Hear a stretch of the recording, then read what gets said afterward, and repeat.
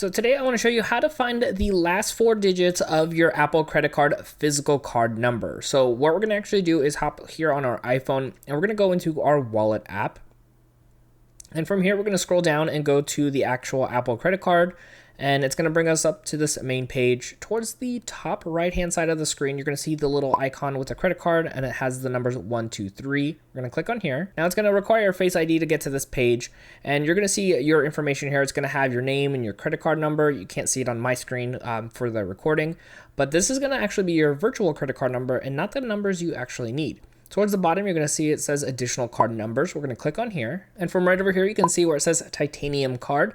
And it's going to show you the last four digits. And this is really useful if you are trying to do a return and they need to verify the last four digits on the card.